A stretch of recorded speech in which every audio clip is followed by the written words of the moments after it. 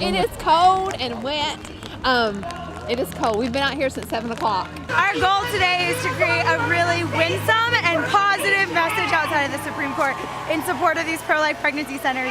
So you'll notice that a lot of them say give free speech life, which is our goal today. And we're really excited.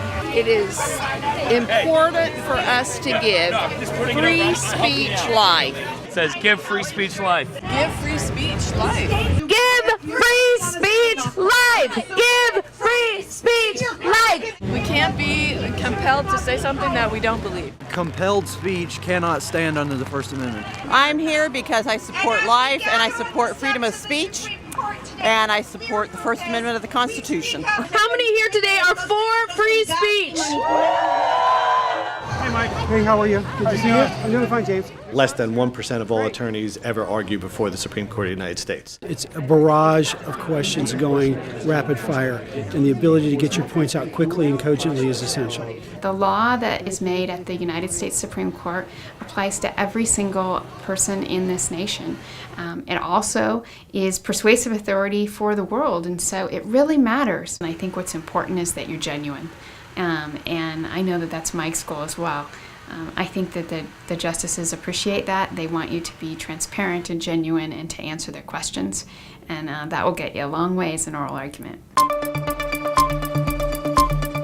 Developing tonight, fresh fallout surrounding a controversial new law in California. Even if they're pro-life crisis pregnancy centers, that they must provide patients with information about how they can go about getting an abortion. These are groups who think that abortion is evil. Tough, says California, you have to promote it anyway. The far left, which is in control in California, is so in love with abortion, they cannot tolerate anybody with opposing view. Then you have the government stepping in and say, no, wait a minute. You have to tell each of these women where they can go get an abortion when you counsel them. The measure, which critics are calling the bully bill, forces pregnancy centers to literally advertise and tell people who come in, hey, there's a free abortion waiting for you if you want one. Well, not only that, it requires them to post a number to call to get the abortion process started. Even if that's in direct conflict with the clinic's whole purpose. If the government can tell us what we have to say, even when it's opposed to why we exist, then everybody is vulnerable. Planned Parenthood gets $500 million of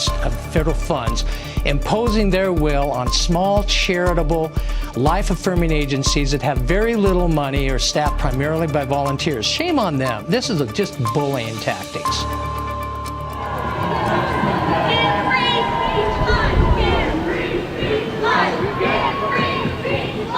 There were three particular concerns raised by the court. First, they were concerned about the gerrymandering of this statute.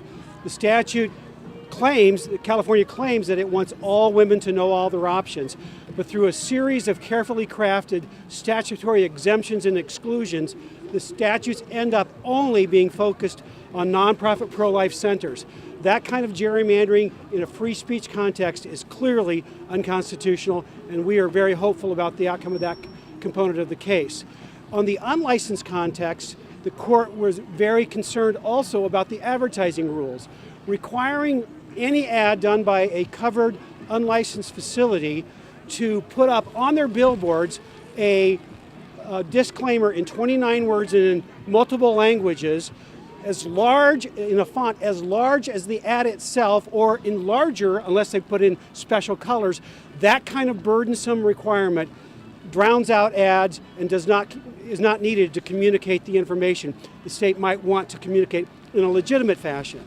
So the state's claims that pregnant women who are low income never go to private doctors just simply isn't correct. California picked a group of people, they didn't like their message, and gerrymandered a statute to try to suppress their speech. The California law mandates and compels our pro-life centers to speak a message with which they fundamentally disagree.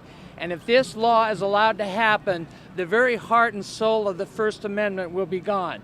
Nobody should be compelled to speak a message with which they fundamentally disagree and which their conscience violates. And if the government can do that, everybody is subject. So today, along with ADF and NIFLA, we ask the Supreme Court to give free speech life. It was excruciating preparation, and it was exhilarating in the courtroom. And the importance of this case for everybody in the country. If government can force anyone to say a message that they don't want to say, that's a very dangerous principle. And any feel on where the justices will lean ultimately in this case? I feel very hopeful for the outcome. Thank you, Mike. All right, Mike, I think they're ready for you. Okay, all right.